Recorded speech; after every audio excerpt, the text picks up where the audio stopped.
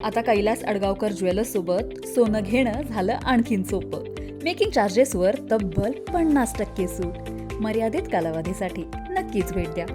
Kailas अडगावकर jewellers, Datta मंदिर bus stop, Nashik road. Satpur परिसरात लैंगिक शोषण आणि फसवणुकीच्या गंभीर प्रकरणात अटक करण्यात आलेल्या तथाकथित पत्रकार तसेच कन्सल्टंट रवींद्र एरंडे पोलिसांच्या ताब्यात आहे। एरंडे यांनी लैंगिक शोषण केलेल्या महिलांची ओळख पटवण्यात आल्याने एरंडेच्या अडचणीत वाढ झाली आहे। सातपूर पोलीस ठाण्यात दाखल असलेल्या लैंगिक शोषण आणि फसवणूक प्रकरणातील संशयित आरोपी रवींद्र नारायण एरंडेच्या कार्यालयाची झाडाझडती घेतली होती।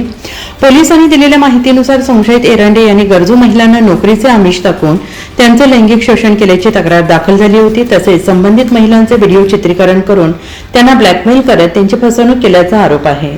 आणि या प्रकरणात तपासादरम्यान संशयितांकडून सुमारे 100हून अधिक महिलांशी संबंधित व्हिडिओ असलेला पेनड्राईव्ह DVR जप्त करण्यात आल्याने मोठी खळबळ उडाली होती। लैंगिक शोषण प्रकरणातील आरोपी रवींद्र एरंडे याला नाशिक पोलिसांनी बोलायला लावले। नाशिक जिल्हा कायद्याचा बालेकिल्ला। नाशिक जिल्हा कायद्याचा बालेकिल्ला। नाशिक जिल्हा कायद्याचा बालेकिल्ला। नाशिक जिल्हा कायद्याचा बालेकिल्ला। नाशिक जिल्हा कायद्याचा बालेकिल्ला।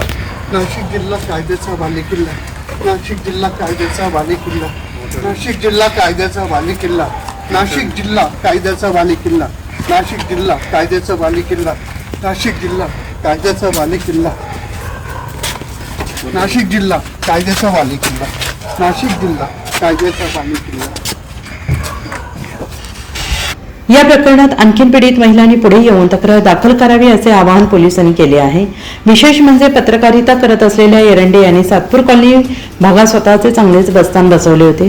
गरजू महिलांची अशा पद्धतीने त्यांनी पिळवणूक केल्याचे समोर आल्याने खरोखरच अशा नराधमाला जास्तीत जास्त शिक्षा झालीच पाहिजे असे परिसरातील नागरिक बोलत आहेत। NCN न्यूज साठी सिद्धार्थ लोखंडेसह रोहन दानी, नाशिक।